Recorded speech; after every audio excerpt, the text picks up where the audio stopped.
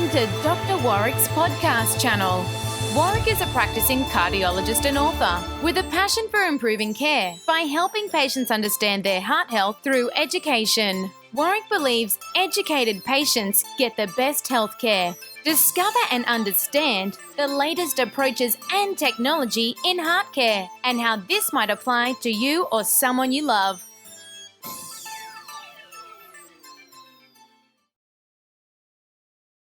Hi, my name is Doctor Warrick Bishop.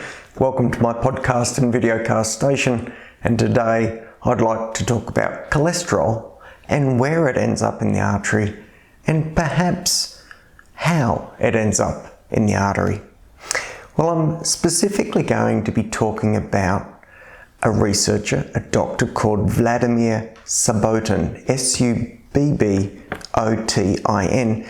and if you're interested, he's written a review in the Drug Discovery Today journal back in 2016. Vladimir Subbotin is a member of the Russian Academy of Sciences and has an interesting take on the way cholesterol ends up in the arteries. Well, I think we're all fairly familiar with the idea that cholesterol and coronary artery disease are linked, and we're also pretty comfortable with the idea of what we call the LDL hypothesis, LDL being the so-called bad cholesterol within the bloodstream.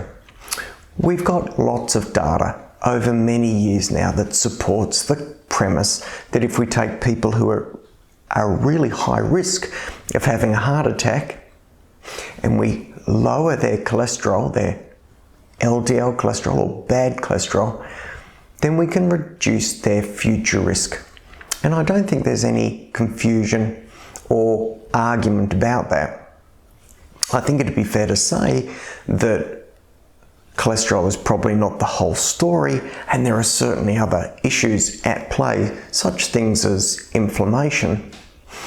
But of its own, lowering cholesterol in high-risk individuals has been shown through research over the last decades to correlate with reduced risk.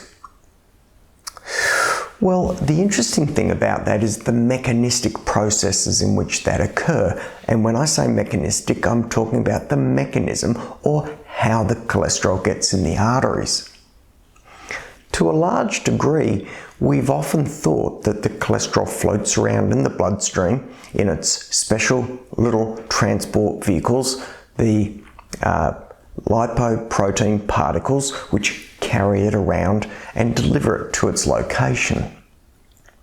We've generally thought that within an artery there's a point of perhaps wear and tear where, for whatever reason, the lipoprotein, the lipid and protein particle that carries cholesterol around, becomes adherent and is able to cross the inner lining of the blood vessel and deposit the cholesterol at that location.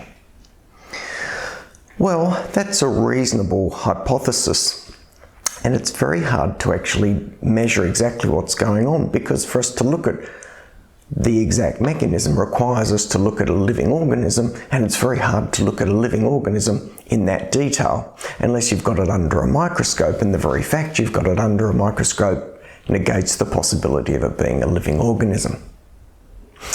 Anyway, rest with the idea that general or popular consensus has been around the idea of cholesterol coming out of the bloodstream and into the artery wall. Well, Subbotin, in his review, shares with us a number of facts and evidence suggesting that perhaps this isn't the primary mechanism, that perhaps there's another way. Let me try and break that down for you a little bit.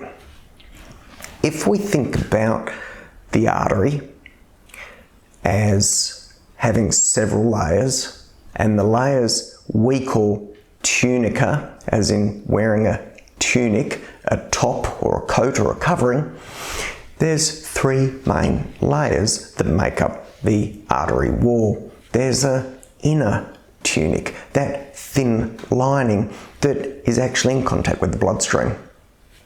Then there's a middle lining, and then there's an outside lining. And look, a really nice simple way to think about those is that the inner lining, the tunica intima, is perhaps like thermal underwear that you might wear. Pretty thin, you could almost see through it. It's sheer. That's what's lining the artery. Then the next layer might be like a thick woolen jumper. That's the tunica intima. And that's the middle layer. And then there's the outer layer, which is, if you like a waterproof over the top. Now, the interesting thing is, when we do look at slides under the microscope of the development of plaque in the arteries, it looks like the beginning of cholesterol buildup occurs in that woolly jumper layer.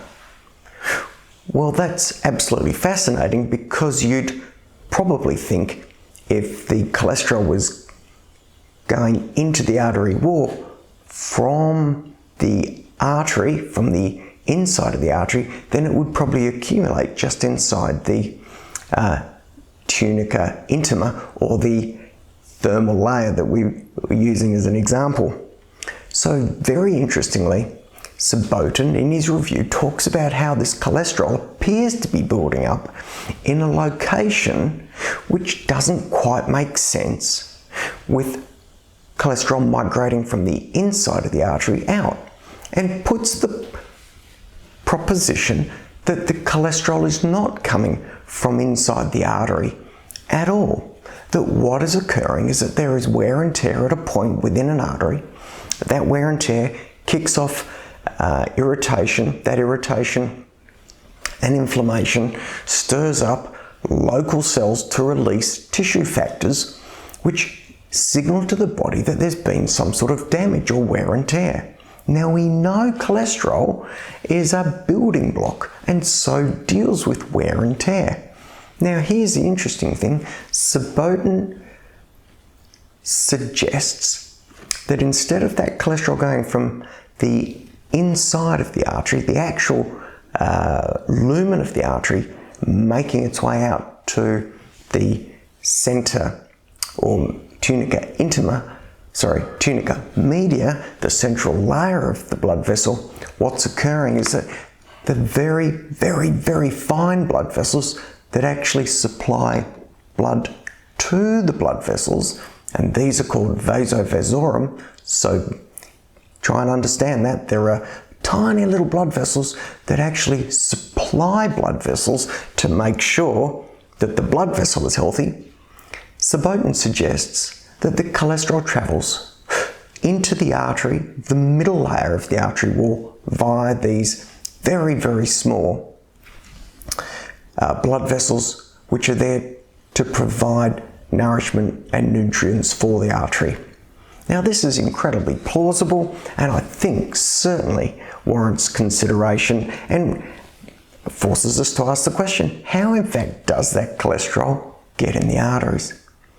Well, I think this is a really interesting space. I think we have to be aware that cholesterol, of course, of its own, is not the whole picture in coronary artery disease, because we know that wear and tear is important. We know that blood pressure is important. We know that inflammation is important.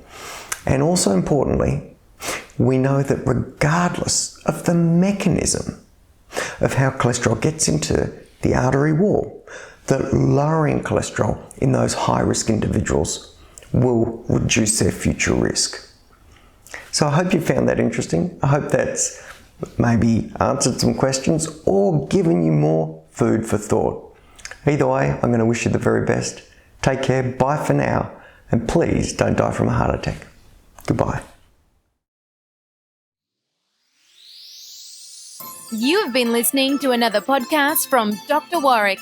Visit his website at drwarrickbishop.com for the latest news on heart disease. If you love this podcast, feel free to leave us a review.